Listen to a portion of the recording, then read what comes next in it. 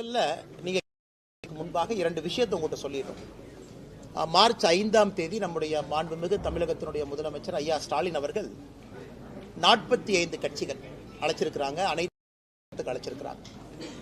அதிலே பாரதிய ஜனதா கட்சி நாங்கள் எல்லா ஆலோசனை செய்த பிறகு அந்த கூட்டத்திலே பங்கேற்பதில்லை என்று முடிவு செய்திருக்கின்றோம். அதற்கான காரணத்தை முதலமைச்சர் அவர்களுக்கு கடிதம் மூலமாக இன்று தெரிவித்திருக்கின்றோம். முதலமைச்சருடைய கடிதத்திற்கு பதில் கடிதத்தை சற்று நேரத்திற்கு முன்பு, சில நிமிடங்களுக்கு முன்பு அனுப்பியிருக்கிறோம். அதில் விலாவாரியாக முதலமைச்சருக்கு பதில் சொல்லியிருக்கோம். அவருடைய கடிதத்தில் 3 பக்க கடிதத்தில் முதலமைச்சர் அவர்கள் நிறைய கேள்வி எழுப்பியிருந்தாங்க. நம்முடைய தொகுதி மறுசீரமைப்பு மட்டுமல்ல, மொழி பிரச்சனையிலிருந்து தேசிய கல்விக் கொள்கையிலிருந்து நிறைய கேள்விகள் அதில் இருந்துச்சு. அது எல்லாத்துக்கும் தகுந்த பதில் நாங்கள் அளித்திருக்கின்றோம். அளித்துவிட்டு முதலமைச்சருக்கு அதே நேரத்தில் தெரிவிச்சிருக்கிறோம். ஏன்னா எங்கேயும் கூட எந்த ஒரு மாநிலத்திற்கும் யாரும் அநியாயம் செய்வதாக இல்லை. அதுவும் தமிழகத்திற்கு எப்பொழுதுமே பாரத பிரதமர் நரேந்திர மோடி அவர்கள் அநியாயம் பண்ணவே மாட்டாங்க. அப்படி இருக்கும் பொழுது எதற்காக அனைத்து கட்சி கூட்டத்தை கூட்டியிருக்கிற கேள்வியை நாங்கள் எழுப்பியிருக்கிறோம். அந்த கடிதத்தினுடைய நகல் உங்களுக்கு வந்திருக்கும். அதில் பார்த்தீங்கன்னா எல்லா விஷயம் சொல்லியிருக்கோம். அதில் முதலமைச்சருக்கு சில கேள்விகள் நாங்கள் கேட்டிருக்கோம். எந்த ஆதாரத்தின் அடிப்படையில் நீங்க சொல்றீங்க 848 சீட் ஒதுக்குவாங்க, அல்லது தமிழகத்திற்கு 22 சீட்டு கொடுக்கணும், ஆனா 10 சீட் தான் கொடுப்பாங்க, எக்ஸ்ட்ரா 12 சீட்டு கொடுக்க மாட்டாங்க, எந்த ஆதாரத்தின் அடிப்படையில், யார் உங்களுக்கு தகவல் கொடுத்தது? ஒருவேளை இவங்க தான் சொன்னாங்கன்னு நீங்க தெரியப்படுத்தினா எங்களுடைய முடிவை நாங்கள் மறுபரிசீலனை செய்ய தயார். நீங்க எதுவுமே இல்லாம உங்க பாட்டுக்கு செயற்கையாக மக்களுடைய அடிப்படை பிரச்சனைகளை பற்றி பேசுறதுக்காக அனைத்து கட்சி கூட்டத்தை கூப்பிடுங்க. பெண்களுக்கு எதிராக நடக்கக்கூடிய பாலியல் வன்கொடுமைகள், மாணவ செல்வங்களுக்கு எதிராக பள்ளிக்கூடத்தில் நடக்கக்கூடிய பாலியல் வன்கொடுமைகள், இதற்கு எதிராக அனைத்து கட்சி கூட்டத்தை நீங்க வைங்கன்னு நாங்க டிமாண்ட் பண்றோம். இல்லாத ஒரு விஷயத்திற்காக எதற்கு அனைத்து கட்சி கூட்டத்தை வைக்கிறீங்கன்னு அதெல்லாம் நாங்க சொல்லியிருக்கோம். இது முதல் விஷயம் உங்களுக்கு. இரண்டாவது, பாரதிய ஜனதா கட்சி வருகின்ற 5ஆம் தேதி, மார்ச் 5ஆம் தேதி தமிழகம் முழுவதுமே 3வது மொழி நம்முடைய மாணவ செல்வங்கள் படிக்க வேண்டும் என்பதை வலியுறுத்தி ஒரு கையெழுத்து இயக்கத்தை ஆரம்பிக்க இருக்கின்றோம். சென்னையில் நிகழ்வில் நான் பங்கேற்கின்றேன். தமிழகம் முழுவதும் நம்முடைய டிஸ்ட்ரிக்ட் ஹெட் குவார்ட்டர்ஸ்ல பாரதிய ஜனதா கட்சியினுடைய மூத்த தலைவர்கள் பங்கேற்பார்கள். அன்னைக்கு ஒரு வெப்சைட்டும் லான்ச் பண்றோம். 2 விதமாக இந்த கையெழுத்து இயக்கம் நடக்கும். இன்னைக்கு காலையில சென்னையில் நம்முடைய தலைமை அலுவலகத்தில் அண்ணன் கரு நாகராஜன் அவர்கள், மாநிலத்தினுடைய துணைத் தலைவர்கள், எல்லா தலைவரோடு சேர்ந்து பத்திரிகையாளர் சந்திப்பு நடத்தியிருக்கிறாங்க. எலக்ட்ரானிக் சிக்னேச்சர் வெப்சைட் மூலமா நம்முடைய அன்பு சொந்தங்கள் ஆதரவு கொடுக்கிறவங்க போடலாம். அதே போல ஃபீல்டில் ஃபார்ம்லையும் கையெழுத்து போட்டு கொடுக்கலாம்.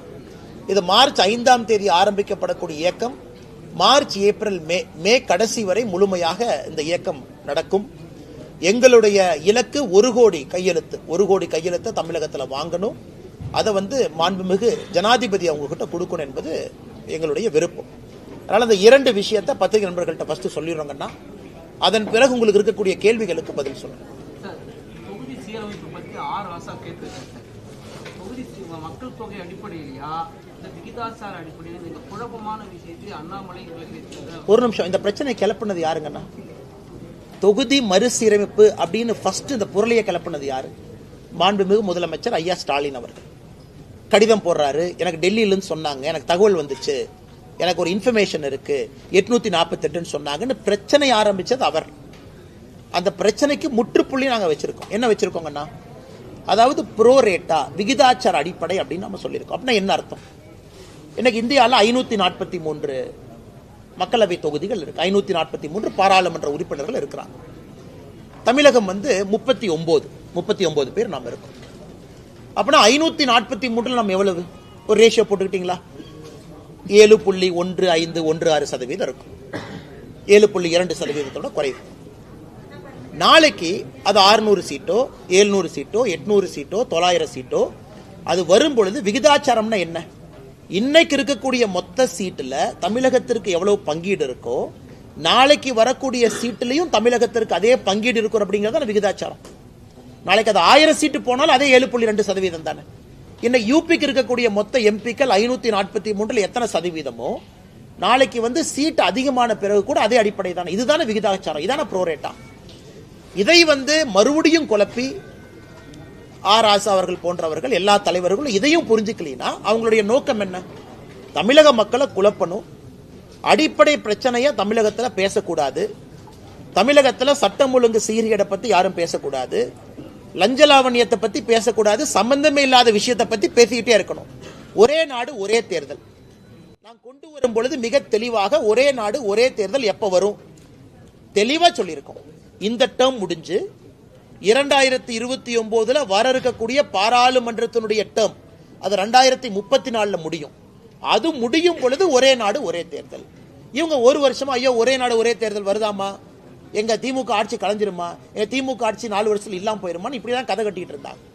பாராளுமன்றத்தில் ஒரே நாடு ஒரே தேர்தல் என்று சொல்லும் பொழுது தெல்ல தெளிவாக எப்படி வரும் அப்படின்னு ஒரு கமிட்டி போட்டு முன்னாள் ஜனாதிபதி அவர்கள் அதற்கு தலைமையேற்று ரிப்போர்ட்டை கொடுத்திருக்கோம்.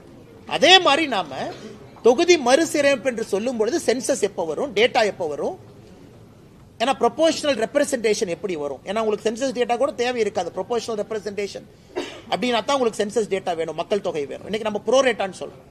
இருக்கக்கூடிய சீட்டு அதே ப்ரோரேட்டா அதே விகிதாச்சார அடிப்படையில் மேல உயரப்போகுது. இது எல்லாம் நாம் சொன்ன பிறகு மறுபடியும் அனைத்து கட்சி கூட்டம் எதற்காக? இதை தெல்ல தெளிவா அமித்ஷாஜி அவர்கள் மட்டுமில்ல, பாரத பிரதமர் நரேந்திர மோடி அவர்கள் 2023 சொன்னாங்க. மக்கள் தொகை அடிப்படையில் தொகுதி மறு சீராய்வு என்ன பண்றோமோ அது இருக்காது, இது காங்கிரசினுடைய கனவு, மக்கள் தொகை அடிப்படையில் கொடுக்கணும், நாம் அப்படி கொடுக்க போறது கிடையாதுன்னு சொன்னாச்சு. சொன்ன பிறகு மறுபடியும் நீங்க குட்டை குழப்பறீங்கன்னா நீங்க தமிழகத்தில் நடக்கக்கூடிய பிரச்சனையிலிருந்து திசை திருப்புவதற்காக நீங்க ஏமாத்து வேலை செய்றீங்கன்னு தான் அர்த்தம். ஆனா இப்போ கடந்த சட்டமன்ற தேர்தலில் வந்து அதிமுக பாஜக கூட்டணி ஒருவேளை வெற்றி பெற்றிருந்தா தமிழகத்தை தரைமட்டம் பண்ணியிருக்கீங்க. பிளஸ் வந்து பாஜக வந்து அதிமுகவை அடிப்பணியை வைத்து பல திட்டங்களை செயல்படுத்திருக்கு. நேற்று வந்து அந்த முதல்வர் பேசியிருக்காரு. முதலமைச்சருடைய நேற்றைய ஸ்பீச் எப்படி இருந்துச்சுன்னா, இந்த டேடி மம்மின்னு அந்த இங்கிலீஷ் பாட்டெல்லாம் நான் பார்க்குறேன்னா எல்லாம் மேடையில் ஏறி ஒருத்தரும் டேடி மம்மி டேடி மம்மின்னு சொல்ற மாதிரி தான் அந்த கூட்டமே இருந்துச்சு. அவரை புகழ் பாடுவதற்காக ஒரு கூட்டம் கேட்டால் பிறந்தநாள் விழா, முதலமைச்சருக்கு பிறந்தநாள் விழாக்கு நாங்களும் வாழ்த்து சொல்லியிருக்கோம். பாரத பிரதமர் ஐயா நரேந்திர மோடி அவர்களும் காலையில் வாழ்த்து சொல்லியிருக்காங்க. முதலமைச்சர் நன்றாக நீடூழி வாழ வேண்டும் என்பது எங்களுடைய விருப்பம், நல்லா இருக்கணும் அவர்.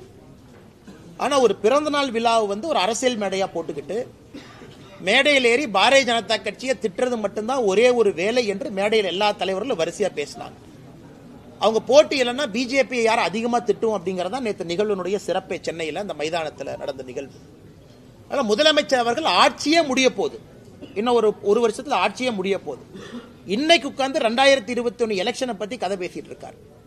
முதலமைச்சர் அவங்க கிட்ட 4 வருஷத்துல நீங்க என்ன சாதனை பண்ணீங்கன்னு நேற்று மேடையில் கொடுத்திருக்கணும்ல.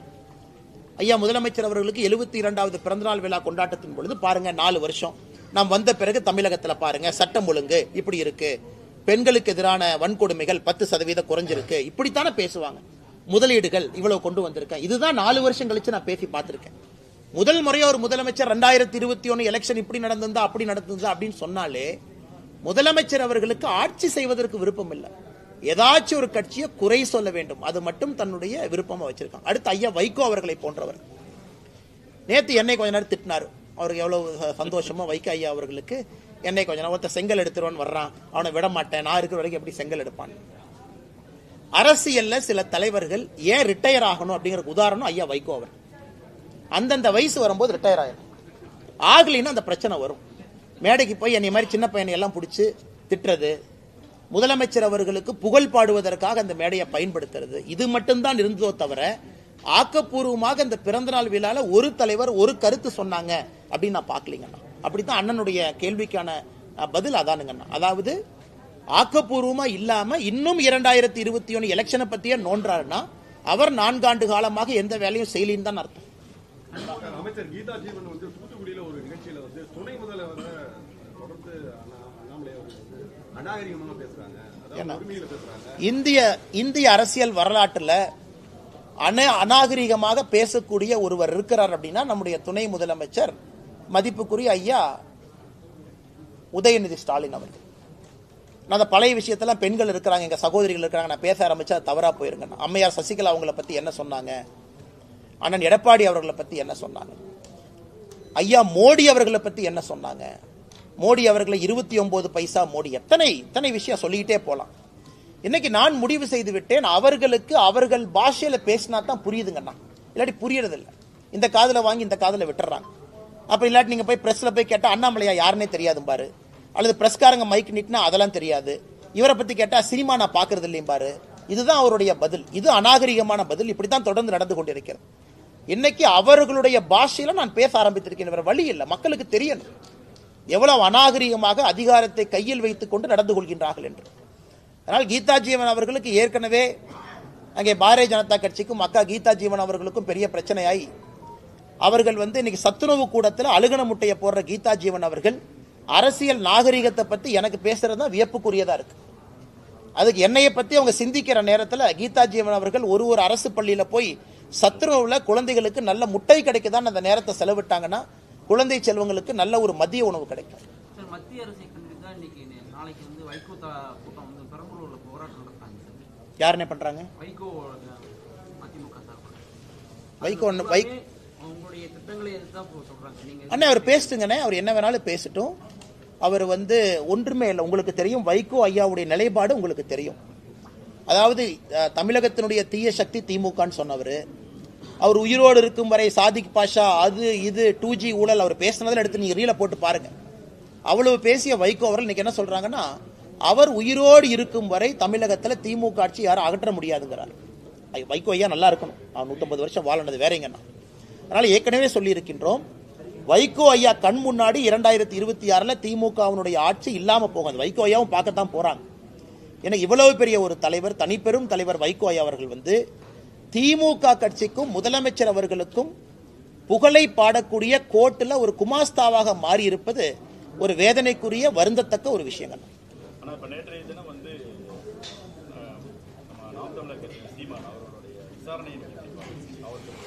இரண்டு விதமாக பிரிச்சுக்கலாங்கன்னா, காவல்துறையினுடைய நடவடிக்கை அண்ணன் சீமான் அவர்களை பொறுத்தவரை அந்த வீட்டில் ஒட்டினது, அந்த அந்த சம்மன்ஸ் ஒட்டினது அதெல்லாம் நடந்து கொண்ட விதம் ஏற்புடையது அல்ல.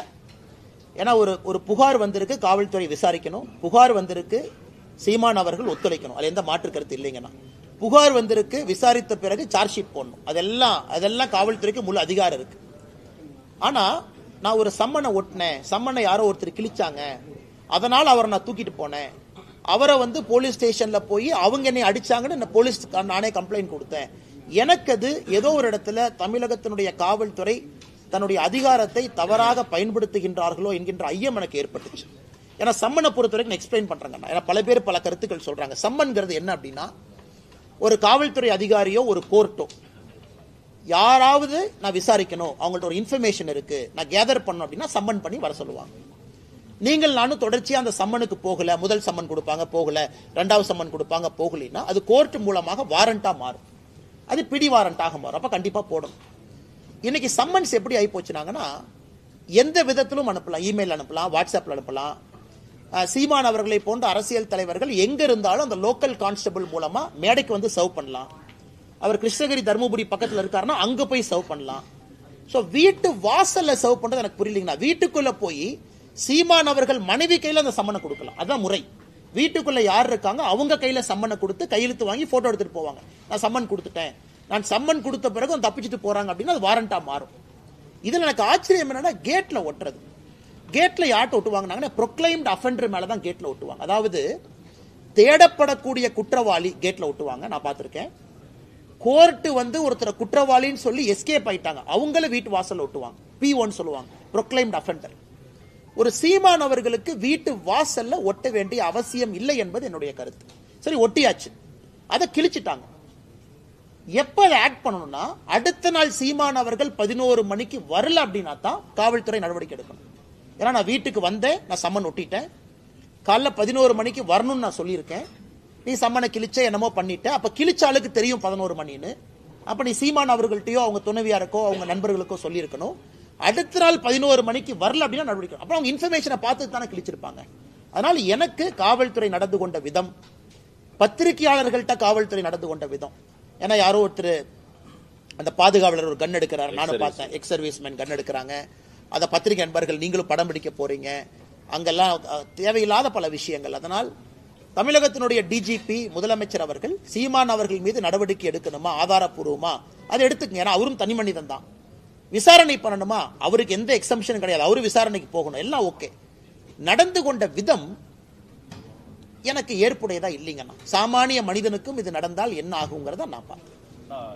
இத்தனை நாளா சீமான் வந்து அந்த பாலியல் இதே நடக்கலன்னு சொல்லிட்டு இருந்தாரு. நேற்றைய தினம் வந்து விருப்பப்பட்டு வந்தான்னு சொல்லி. அண்ணா அதுக்குள்ள நான் போலி விரும்பலிங்கண்ணா. அது எனக்கும் அதுக்கும் சம்பந்தம் இல்லாத ஒரு விஷயங்கண்ணா. இன்சிடென்ட்லனா வீரப்பனுடைய மகள் இருக்காங்க. ஆமாங்கண்ணா. அவங்கள வந்து காவல்துறை அவங்கள தனிமையில தடுத்திருக்காங்க. அதுக்கு ஒரு சின்ன கைகலப்பு நடந்திருக்கு. அதை எப்படி பாக்குறீங்க? அவங்க என்ன சொல்லியிருக்காங்க பேட்டியில, இந்த மாதிரி என்னை ஆரம்பத்துல இருந்தே தடுத்துட்டு வர்றாங்க, பள்ளியில ஆகட்டும், கல்லூரியில ஆகட்டும், அரசியல் ஆகட்டும், இன்னைக்கு இங்கேயும் தடுக்கிறாங்க அப்படின்னு சொல்லி ஒரு பதிவு வச்சிருக்காங்க. இதை எப்படி பாக்குறீங்க? நான் இந்த பதிவு எப்படி பார்க்குறேன்னா, சீமான் அவர்கள் இந்த விஷயத்தை பற்றி என்ன பேசுகிறாங்க அதை பற்றி நான் கருத்து சொல்ல விரும்பல. அது காவல்துறை அவர்கள் விசாரணை எடுக்கணும், நடவடிக்கை பண்ணணும், தப்பு நடந்திருந்தால் நியாயம் கொடுக்கணும், அது வேறங்கண்ணா. நான் முதல்ல இருந்து அந்த பாயிண்ட்டுக்குள்ளேயே போலிங்கண்ணா.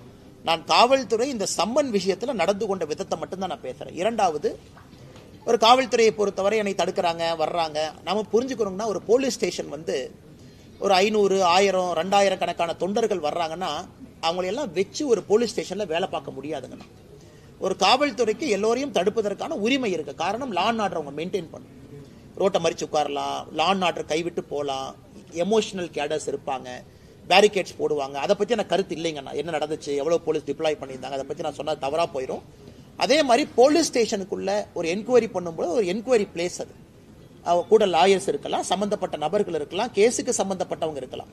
இல்லை நான் கூட ஒரு 10 பேர் போவேன், 20 பேர் போவேன், 30 பேர் போவேன்னா அது போலீஸ் ஸ்டேஷனாக இருக்காது, வேற மாதிரி மாறிடுங்கண்ணா. அதை தடுப்பதற்கும் காவல்துறைக்கு உரிமை இருக்கு. ஆனால் இந்த கேஸை பொறுத்த வரைக்கும் காவல்துறை ஆரம்பத்திலிருந்து கடைசி வரை நேர்மையாக நடந்துக்கிறாங்க அப்படிங்கிறத நம்ம பார்க்க முடியும். அதை பொறுத்து அந்த கேஸே நேர்மையாக நடக்குதான்னு சொல்ல முடியும். அதனால் காவல்துறை நேர்மையாக ஒளிவு மறைவு இல்லாமல் டிரான்ஸ்பரண்டா நடந்தாங்கன்னா நாளைக்கு எல்லோருக்கும் காவல்துறையின் மீது நம்பிக்கை வரும். நிதியமைச்சர் தங்கம் தென்னரசு நேற்று ஒரு பேட்டியில் சொல்லியிருக்காரு, மத்திய அரசு வந்து மாநிலங்களுக்கான ஒதுக்கீடை மேலும் குறைக்கிறதுக்கு பிளான் பண்றாங்க அப்படிங்கிற மாதிரி சொல்லியிருக்காரு. தங்கம் தென்னரசு ஐயா டெல்லி போகும்போது அதை பத்தி எதுவுமே பேச மாட்டாருங்கண்ணா. ஜிஎஸ்டி கவுன்சில் அதை பத்தி எதுவுமே பேச மாட்டாரு. நம்முடைய நிதியமைச்சர் அம்மா நிர்மலா சீதாராமன் அவங்களை சந்திக்கும் போது எதுவுமே பேச மாட்டார். ஆனா சென்னைக்குள்ள வந்து பத்திரிகையாளரை சந்திச்சு அதை பேசுவார். அப்படி குறைக்கிறதுக்கு முயற்சி எடுக்கிறோம்னா எதுல குறைக்கிறதுக்கு முயற்சி எடுக்கிறோங்கன்னா, இன்று நம்முடைய கடிதம் முதலமைச்சருக்கு எழுதிய கடிதத்தில் குறிப்பிட்டிருக்கோம். ஐயா 10 ஆண்டு காலம் யூபிஏ காலகட்டத்தில், 10 ஆண்டு காலம் என்டிஏ காலகட்டத்தில் தமிழகத்திற்கு கொடுக்க வேண்டிய நிதி 5 மடங்கு அதிகமாக வந்திருக்கு. டெவல்யூஷன் கிராண்ட் ஹெட்ல மட்டும் 5 டைம்ஸ் மோர் கொடுத்துருக்கோம். அப்படி இருக்கும் பொழுது எந்த ஆதாரத்தின் அடிப்படையில் தமிழகத்திற்கு நிதி கம்மியாக வருதுன்னு சொல்றீங்கிற நம்ம கோடிட்டு காட்டியிருக்கோம் எல்லாமே. அதனால தங்கம் தென்னரசு ஐயா அவர்கள் இல்ல குறைச்சிருக்காங்கன்னா எந்த ஹெட்ல குறைக்கிறோம், ஏன் குறைக்கிறோம் அப்படிங்கிற விவரத்தை சொல்லட்டும், நாங்க பதில் சொல்றோம். மக்காச்சோளத்துக்கு 1% செஸ் வரி அதிகப்பட்டிருக்காங்க சார். அது வந்து வியாபாரிகள் வந்து மக்காச்சோளத்தை கொள்முதல் பண்ற விவசாயிகள்கிட்ட அந்த வரியை சேர்த்து வாங்குறாங்க சார். அது சம்பந்தமாகவும் அந்த மக்காச்சோளத்தை பொறுத்த வரைக்கும் ஒரு அடிப்படை பிரச்சனை என்ன அப்படின்னாங்கன்னா, இன்னைக்கு இந்தியாவில் வந்து ஒரு பகுதியில் மக்காச்சோளம் நிறைய விளையுது, மத்திய பிரதேஷ். ஒரு பகுதியில் மக்காச்சோளம் நமக்கு வேணும், நம்ம பகுதியில் விளையுது, மத்திய பிரதேஷ் கொஞ்சம் அதிகமாக விளையுது. ஸோ மக்காச்சோளம்ங்கிறது நம்ம குறிப்பாக நம்முடைய கால்நடைகளுக்கு அதிகமாக நம்ம பயன்படுத்துகிறோம். ஆடு, கோழி, தீவனங்கள் எல்லாமே மக்காச்சோளம் பேஸாக வச்சு. இன்னைக்கு பிரச்சனை என்னன்னாங்கன்னா, சவுத் அமெரிக்காவிலிருந்து வரக்கூடிய மக்காச்சோளத்தினுடைய விலை இந்தியாவிலிருந்து வரக்கூடிய மக்காச்சோளத்தினுடைய விலையை விட குறைவாக இருக்கு. சவுத் அமெரிக்காவிலிருந்து நீங்கள் மக்காச்சோளத்தை வாங்குறீங்கன்னா கப்பல் மூலமாக, அது போர்ட்டுக்கு வரும்போது அதே மக்காச்சோளத்தை நீங்கள் எம்பியிலிருந்து தமிழ்நாட்டுக்கு கொண்டு வந்தீங்கன்னா சவுத் அமெரிக்காவிலிருந்து வர மக்காச்சோளம் இதை விட குறைவாக இருக்கு. ஸோ நிறைய நம்முடைய நண்பர்கள் நாமக்கல்லை சார்ந்தவங்க, கோழி பண்ணை வச்சிருக்கிறவங்க, தீவனம் வச்சிருக்கிறவங்க எல்லாம் என்ன சொல்றாங்கன்னா, எங்களுக்கு வட அமெரிக்காவிலிருந்து வரக்கூடிய மக்காச்சோளத்தை அனுமதி கொடுங்க அப்படின்னு. ஸோ நாம் ஒரு வரி போட்டிருக்கோம். ஏன்னா வந்து ஒரு மற்ற நாட்டினுடைய மக்காச்சோளம் மொத்தமாக நம்ம நாட்டை வந்து ஃபிளட் பண்ணும் பொழுது நம்ம விவசாயிகளுக்கு பிரச்சனை வரும். ஏன்னா அவங்க டம்ப் பண்றாங்க. ஒரு வட அமெரிக்காவுடைய மக்காச்சோளம் பார்த்தீங்கன்னா நாட்டுக்குள்ள டம்ப் பண்றாங்க. ஸோ அதனால இந்த மார்க்கெட் மெக்கானிக்ஸ்ல தொடர்ந்து நம்ம அந்த வரி வச்சு தான் பேலன்ஸ் பண்றோம். அதே நேரத்தில் இவர்களுக்கான முட்டுவலியும் அதிகமாக கூடாது, குறிப்பாக வந்து தீவனங்களுக்கான முட்டுவலியும். ஸோ நம்மை பொறுத்தவரை யாருக்கும் பாதிப்பு ஏற்படக்கூடாது. அதே நேரத்தில் உள் ஊரில் இருக்கக்கூடிய மக்காச்சோளம் விளைவிக்கிறவங்களுக்கு, ஏன்னா பிரச்சனை என்னங்கன்னா அவ்வளவு கோழிகள், முட்டைகள், கறிக்கோழிகள், பண்ணைகள் வந்து தமிழகத்தில் அதிகமாக இருக்கு. நாமக்கல்ல இருந்து நீங்க பார்த்தீங்கன்னா சங்ககிரி இந்த பகுதி எல்லாமே நிறைய இருக்கு. அதனால தொடர்ந்து வரக்கூடிய பிரச்சனைங்கன்னா அவங்க சொல்லும் போதெல்லாம் அப்பப்போ நாங்கள் பேலன்ஸ் பண்ணி கொடுப்போம். இன்னைக்கு அது மறுபடியும் அவர்களுக்கு பிரச்சனையா இருக்கு அப்படின்னா அதற்கு என்ன உதவி தேவையோ நாங்கள் செஞ்சு கொடுக்குறோம். கரெக்டுங்கண்ணா.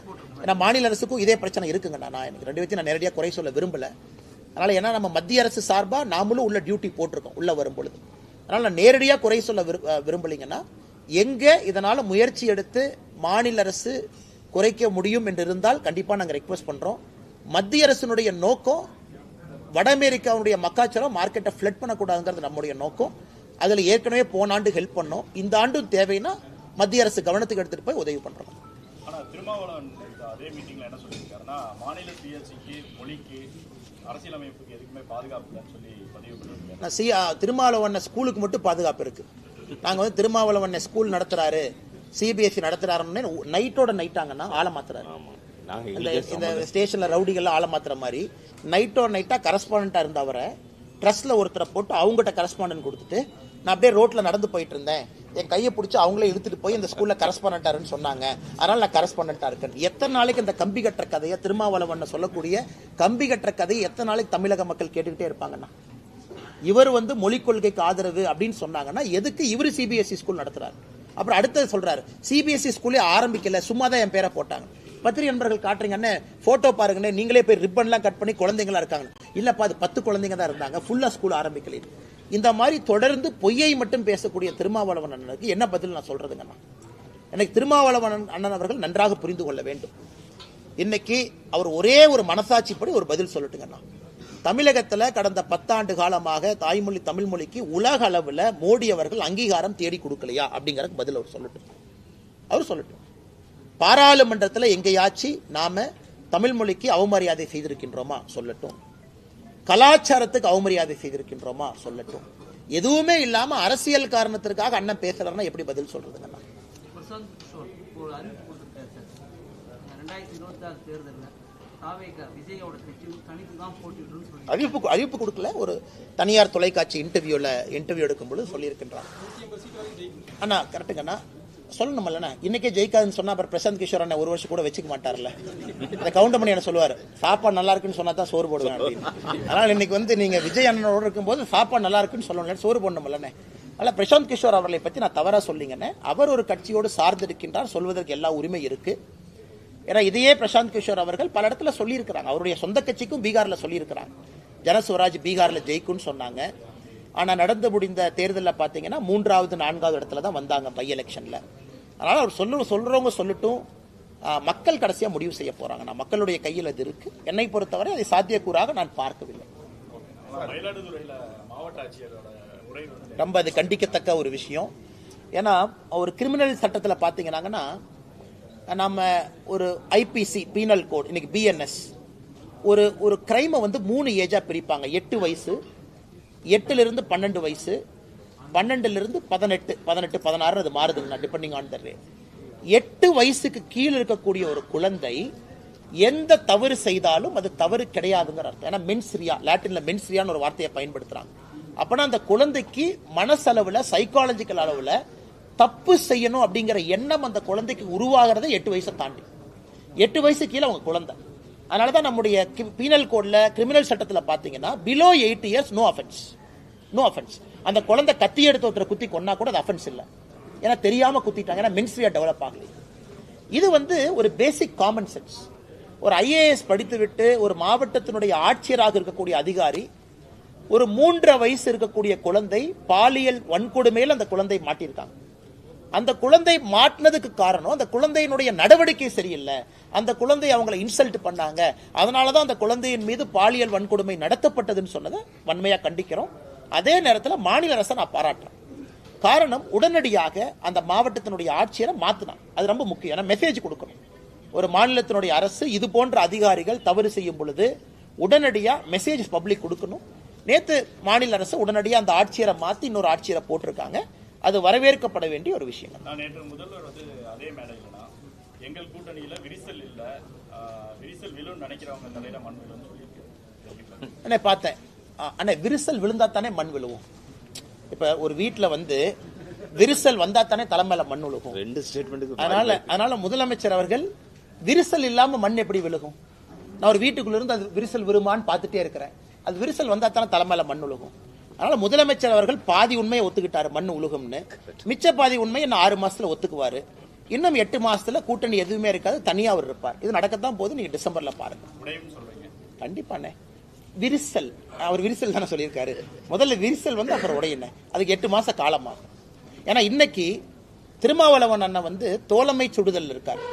அதாவது வந்து முதலமைச்சர் கொஞ்சம் பேசினா கூட லைட்டா பேசணும், அடுத்து நான் வந்து புகழ் தரணும்னு சொல்லிட்டு தோழமை சுடுதல் தான் இன்னைக்கு இருக்குங்கண்ணா. நீங்க வைகோ ஐயாவை நல்லா யோசிச்சு பாருங்க. அவர் எப்பொழுதுமே ஒருத்தரை புகழ்ந்தாருன்னா ஒரு வருஷம் கழிச்சு திட்டுவார். அது வைகோ ஐயாவுடைய பேட்டர்ன். அது என்டிஏவுக்கு அதே தான் நடந்தது, அடல் பிகாரி வாஜ்பேயிக்கு அதே தான் நடந்தது, பிஜேபிக்கு அதே தான் நடந்துச்சு, இன்னைக்கு ஐயா மு.க. ஸ்டாலின் அவர்களுக்கு அதே தான் நடக்க போகுது. அதனால வைகோ ஐயா அவர்கள் 2025-26 ஜனவரியில ஃபார்முக்கு வருவார். அதுக்கு நான் காத்துக்கிட்டு இருக்கேன். ஆனா இப்ப தர்மபுரி மாவட்ட பொறுப்பாளர் திமுக ஐஏஎஸ் ஐபிஎஸ் அதிகாரிகள் வந்து பேச்சுக்கு ஆனா இந்த திமுகவை பொறுத்த வரைக்குங்கன்னா இந்த மாவட்ட செயலாளர் பதவி வந்தோன்னே உங்களுக்கு என்ன ஆகி போயிருதுன்னா அந்த மாவட்டத்தினுடைய குறுநில மன்னன் அவங்களே பட்டம் சூட்டிக்கிறாங்க. திமுக மாவட்ட செயலாளர் நான் தான் குறுநில மன்னன். இந்த மாதிரி மாவட்டத்தினுடைய ஆட்சியர் எஸ்பி எவனா இருந்தா எனக்கு என்ன எங்கிட்ட வந்து பேசிட்டு போங்க யான். இதெல்லாம் ஆணவத்தினுடைய ஒரு அதிகாரத்தினுடைய ஒரு வெளிப்பாடுங்கண்ணா. அந்த ஆணவத்தினுடைய வெளிப்பாடு தான் அந்த தர்மபுரியில திமுகவுடைய மாவட்ட செயலாளர் பேசிய பேச்சு கட்சி மீட்டிங்ல திமுக அழிய ஆரம்பித்து விட்டது, மக்களே அவங்களை வெளியே அனுப்பிடுவாங்க அப்படிங்கறதுக்கு சான்று தான் இது. வருகின்ற காலத்துல அவங்களுக்கு தெரியும் ஆணவத்தை எப்பொழுதும் ஜனநாயகத்துல மக்கள் ஏற்றுக்கொள்ள மாட்டார்கள்.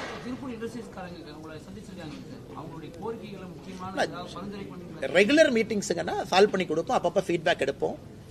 நிறைய இஷ்யூஸ் இருக்குங்கன்னா மைக்ரண்ட் லேபரர்ஸ் ப்ராப்ளம் இருக்கு, அவர்களுக்கு தேவையான ஹவுசிங் ஃபெசிலிட்டி பிரச்சனை, இம்போர்ட் டியூட்டி காட்டன் 11% இருக்கு, எல்டிசி கண்ட்ரி 5.5%, நிறைய இஷ்யூஸ் இருக்குங்கன்னா தொடர்ந்து செஞ்சுக்கிட்டு இருக்கோம். ஏன்னா டெக்ஸ்டைல் வந்து டைனமிக் செக்டருங்கண்ணா.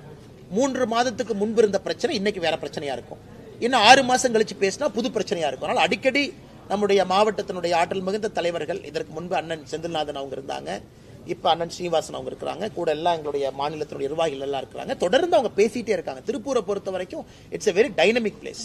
அதனால நீங்க பேசிக்கிட்டே இருக்கணும், அந்த பிரச்சனை எடுத்துட்டு போகணும், சால்வ் பண்ணிட்டே இருக்கணும்னா காரணம் டெக்ஸ்டைல் மாதிரி ஒரு டைனமிக் செக்டர் இல்லைங்கண்ணா. ஒரு சின்ன காட்டன் வழியில பிரச்சனை வந்தா இங்க பிரச்சனை வரும். அதனால ரொட்டீன் ஃபீட்பேக், நிறைய விஷயங்கள் எங்களால் செய்து கொடுக்க முடியும், செய்து கொடுக்கும்.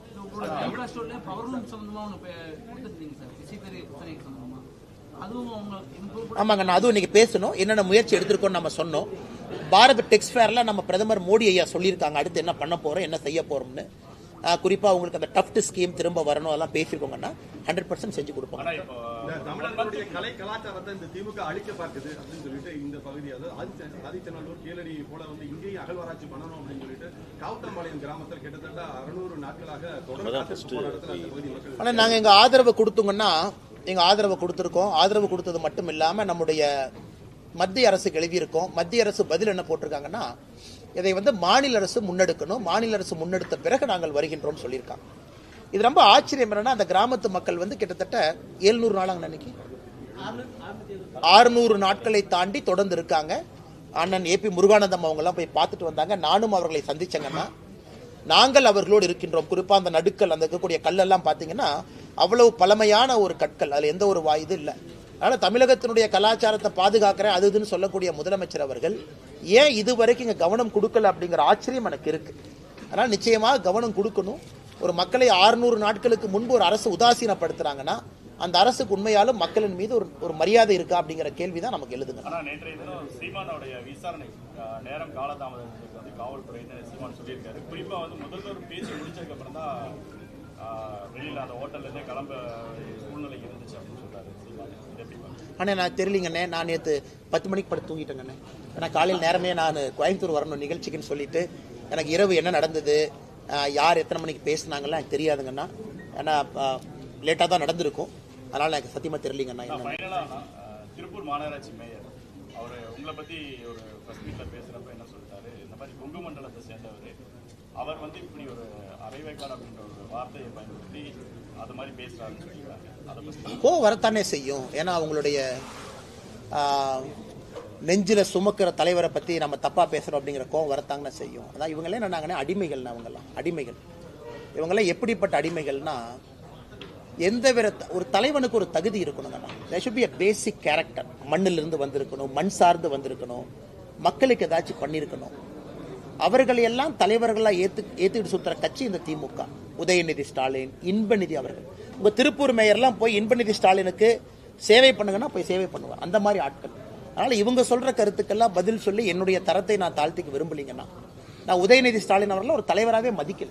ஆனஸ்டா சொல்லணும்னா அதை விட எத்தனையோ பஞ்சாயத்து தலைவர்களை நான் பெருசா மதிக்கிறேன். ஏன்னா அவங்க எல்லாம் மண்ணிலிருந்து வேலை செஞ்சு வர்றாங்க.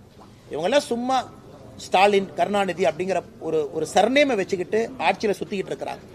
அவர்களுக்கு இவர்கள் வரிந்து கட்டி கொண்டிருக்கின்றார்கள். அதனால இந்த மேயர் சொல்றதுனால நாங்கள் என்ன தாழ்ந்து போயிடுவோமா? அதனால திமுகவை பொறுத்தவரை எங்க தூத்துக்குடியில் யாரோ சொன்னாங்களாமா, அங்கிருந்து ஆள் விட்டு என்னை அடிப்பாராமா, அனுப்புன்னு. இதுதான் ஒரு வராஜக வன்முறை, ஒரு ரவுடி கட்சிக்கு திமுக உதாரணம்னா பேச்சுல செயல்ல தொடர்ந்து நடந்துகிட்டு இருக்கிறாங்க. நானும் பார்த்துக்கிட்டு தான் இருக்கிறேங்க. அது அப்பா இல்லைன்னா அப்பத்தா. ஏன்னா அது கரெக்டா பாருங்கன்னா அது அப்பான்னு வராது, நீங்க கரெக்டா அது போட்டீங்கன்னா அது அப்பத்தான் வரும். அப்பத்தானா என்னன்னு தமிழ்நாடு தெரியும். ஏன்னா நம்ம ஊர்ல தான் அப்பத்தாங்க. அந்த அது வரக்கூடாதுங்கிறதுக்காக பாதி தமிழ் பாதி ஆங்கிலத்துல போட்டு அது அப்பா ஆப்னு மாத்திருக்காங்க. அதுலயே எவ்வளவு பெரிய ஃப்ராடு பண்றாங்கன்னு பாருங்க. அது ஆக்சுவலா அது அப்பத்தா ஆப். அதை வச்சு இவங்க பண்றதே வந்து பண வசூல். எனக்கு எல்லா இடத்துலயும் நம்முடைய ஸ்கூல் நடத்துறவங்க என்ன சொல்றாங்கன்னா, ஐயா அந்த வேட்டை பண வசூல் பண்றதுக்கு இந்த மாதிரி ஆரம்பிச்சிருக்கிறாங்க. முதல்ல வந்து 2021 முன்பு சிபிஎஸ்இ பள்ளிகளுக்கு 3 ஆண்டுகளுக்கு ஒரு முறை தான் ரெனியூவல் இருந்துச்சு. இவங்க வந்த பிறகு வருஷத்துக்கு ஒருக்கா. அதனாலதான் மத்திய அரசு இன்னைக்கு பர்மிஷனே தூக்கிட்டோம். நாங்க ஏன் தூக்கணுங்கன்னா போன வாரம் பர்மிஷனே தூக்கியாச்சு. இனி மாநில அரசு சிபிஎஸ்இக்கு நீ அங்கீகாரமே கொடுக்க வேண்டாம், நீ கொடுக்கறதுக்கான அறிவிப்பை தூக்கிய நீ 5 லட்சம் 10 லட்சம் 15 லட்சம் வசூல் பண்ற, எதுக்கு உனக்கு பணம் கொடுக்கணும்? அது ஒன்றுங்கண்ணா. இரண்டாவது, இன்னைக்கு அங்கீகாரத்தை தூக்குனதுக்கு அப்புறம் இந்த கூட்டத்தை போடுறாங்க. அப்பான்னு போட்டு ஸ்கூல்ல பேரண்ட் டீச்சர்லாம் கொண்டு வந்து அவங்கள வச்சு ஒரு பண வசூல் பண்றாங்க. இவங்க வேலையை வந்து ஏதாவது பண்ணி கல்லூரியில பள்ளிக்கூடத்துல பண வசூல் பண்ணலாங்கிறத அவங்க நோக்கம். நான் ஏற்கனவே சொல்லிக் கொண்டிருக்கின்றேன், இந்த மும்மொழி கொள்கையினுடைய பிரச்சனையே தனியார் பள்ளிகளுக்கு ஒரு நியாயம், அரசு பள்ளிகளுக்கு ஒரு நியாயம்ங்கிறனால தான் நாங்க போராடுறோம். அதுக்கு வந்து இந்த அப்பா இந்த அப்பத்தா இதெல்லாம் ஒரு காரணங்கண்ணா. அதுக்கு முடிச்சுக்கலாமாங்க. சுகாதாரத்துறை அமைச்சர் மா சுப்பிரமணியன் இன்னைக்கு கொடுத்த பேட்டியில் என்ன சொல்லியிருக்காருன்னா, பள்ளி கல்லூரிகள் முன்னாடி இருக்கக்கூடிய ஏராளமான கடைகளுக்கு நாங்கள் சீல் வச்சிருக்கோம். மா சுப்பிரமணியனுக்கு ஒரே கேள்வி, யார் அந்த சார் சீல் வச்சதுன்னு கேட்கிறேன். எல்லாம் நாடகங்கண்ணா. எங்கூட மாசு ஒன்ன வரட்டும், இங்க திருப்பூர்ல என் கூட வாங்கினா உங்களுக்கு தெரியும். நான் சும்மா உங்களுக்கு விரும்பல. எத்தனை பள்ளிக்கூடத்து பக்கத்துல எத்தனை குட்கா, எத்தனை சிந்தட்டிக் ட்ரக்கு, எத்தனை கஞ்சா, எத்தனை அபின் நான் வாங்கி கொடுக்குறேன், கூட வர சொல்லுங்கண்ணா. அப்படி சீல் வச்சாருன்னா ஐயா சொல்லிட்டு யார் அந்த சார் சீல் வச்சது, எந்தெந்த பள்ளியில போய் அந்த சார் யாருன்னு சொல்லிட்டு. எங்கேயும் சீலெல்லாம் வைக்கலன்னா சும்மா கதை விட்டுட்டு இருக்காங்க. இவர்கள் வந்த பிறகு பள்ளிக்கூடம் எல்லாம் இன்னைக்கு கஞ்சா காடுகளாக மாற ஆரம்பிச்சிருக்கு. பிளே கிரவுண்ட்ல நான் பார்த்தேன், தனியார் பள்ளி ஒன்று மெசேஜ் போட்டிருக்காங்க கோயம்புத்தூர்ல, உங்களுக்கு பாத்தீங்களான்னு தெரியல. குழந்தைங்களுடைய பேக் எல்லாம் வீட்டுக்கு வந்தா செக் பண்ணுங்க, பள்ளிக்கூடத்தில் நாங்களும் உள்ள வரும்போது செக் பண்றோம். இந்த அளவுக்கு குழந்தைகள் மீது சந்தேகத்தை ஏற்படுத்தக்கூடிய ஒரு பள்ளி கல்வித்துறையை அவங்க நடத்திக்கிட்டு இருக்காங்க. பல்லடத்துல 3 பேர் கொலை சம்பவத்துல இப்ப வரைக்கும் 14 தனிப்படைகள் அமைச்சு இப்ப வரைக்கும் வந்து குற்றவாளிகளை கைது பண்ண முடியாம காவல்துறை அண்ணா, நம்முடைய திருப்பூர் மாவட்டத்தினுடைய தலைவர் உட்பட அந்த கையெழுத்து இயக்கம் போயிட்டு இருக்குங்கன்னா,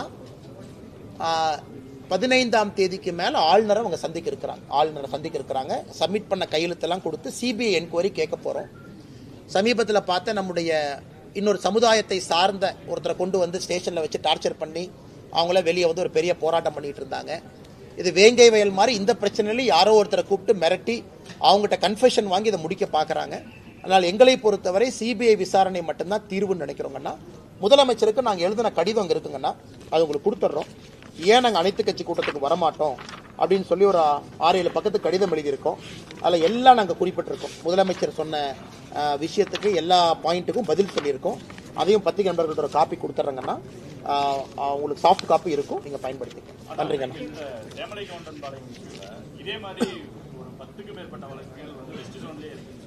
உண்மைதாங்கண்ணா. குறிப்பாக வெஸ்ட் ஜோனில் எனக்கு தெரிஞ்சு நான் ஒரு ஸ்பாட்டுக்கு போனாங்கன்னா, நாமக்கல் பக்கத்தில் இதே மாதிரி ஒரு இடத்துல 2 பேர் வீட்டில் அடித்து கொண்டாங்க. அப்புறம் தோட்டத்தில் நள்ளிரவில் 1, 2, 3 பேர் கொலைகள் நிறையா இருக்குது.